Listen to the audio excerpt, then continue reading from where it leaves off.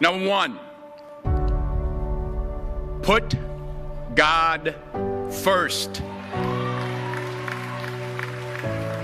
Put God first in everything you do. Everything that you think you see in me, everything that I've accomplished, everything that you think I have, and I have a few things, everything that I have is by the grace of God. Understand that. It's a gift. 40 years ago, March 27th, 1975, it was 40 years ago, just this past March, I was flunking out of college. I had a 1.7 grade point average. I hope none of you can relate. I had a 1.7 grade point average. I was sitting in my mother's beauty shop. They still call it beauty shops now? What they call it now? Yeah, I was sitting in the beauty parlor. I was sitting in my mother's beauty parlor, and I'm looking in the mirror, and I see behind me this woman under the dryer. And every time she looked up, every time I looked up, she was looking at me, just looking me in the eye. And I didn't know who she was, and I said, she said, somebody give me a pen, give me a pencil, I have a prophecy. March 27, 1975, she said, boy, you are going to travel the world and speak to millions of people. Now, mind you, I was flunked out of college. I'm thinking about joining the army. I didn't know what I was going to do, and she's telling me I'm going to travel the world and speak to millions of people. Well, I have traveled the world, and I have spoke to millions of people. But that's not the most important thing, the success that I had. The most important thing is that what she taught me and what she told me that day has stayed with me since. I've been protected. I've been directed. I've been corrected.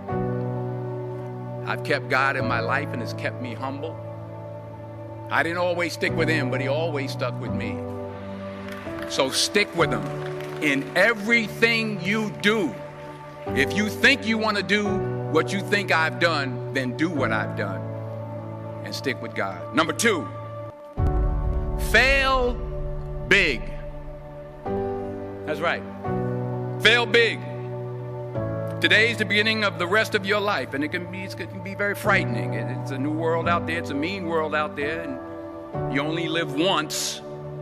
So do what you feel passionate about. Take chances professionally. Don't be afraid to fail. There's an old IQ test, was 9 dots, and you had to draw 5 lines with a pencil within these 9 dots without lifting the pencil. The only way to do it was to go outside the box. So don't be afraid to go outside the box. Don't be afraid to think outside the box. Don't be afraid to fail big, to dream big. But remember, dreams without goals are just dreams, and they ultimately fuel disappointment. So have dreams, but have goals.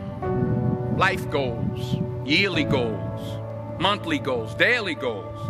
I try to give myself a goal every day. Sometimes it's just to not curse somebody out. Simple goals, but have goals. And understand that to achieve these goals, you must apply discipline and consistency. In order to achieve your goals, you must apply discipline, which you've already done, and consistency every day, not just on Tuesday and miss a few days. You have to work at it every day. You have to plan every day. You've heard the saying, we don't plan to fail, we fail to plan. Hard work works. Working really hard is what successful people do. And in this text, tweet, twerk world that you've grown up in, remember, just because you're doing a lot more doesn't mean you're getting a lot more done. Remember that. Just because you're doing a lot more doesn't mean you're getting a lot more done. Don't confuse movement with progress. My mother told me, she said, yeah, because you can run in place all the time and never get anywhere. So continue to strive, continue to have goals, continue to progress. Number 3, you'll never see a U-Haul behind a hearse. I'll say it again. You'll never see a U-Haul behind a hearse. I don't care how much money you make, you can't take it with you. And it's not how much you have. It's what you do with what you have. We all have different talents. Some of you will be doctors, some lawyers, some scientists, some educators, some nurses, some teachers. Yeah, okay. Some preachers. The most selfish thing you can do in this world is help someone else. Why is it selfish? Because the gratification, the goodness that comes to you, the good feeling that I get from helping others, nothing's better than that. Not jewelry, not big house I have, not the cars, but it's the joy. That's where the joy is, in helping others. That's where the success is. Finally, I pray that you put your slippers way under the bed tonight, so that when you wake up in the morning, you have to get on your knees to reach them. And while you're down there, say thank you for grace. Thank you for mercy. Thank you for understanding. Thank you for wisdom. Thank you for parents. Thank you for love. Thank you for kindness. Thank you for humility. Thank you for peace. Thank you for prosperity.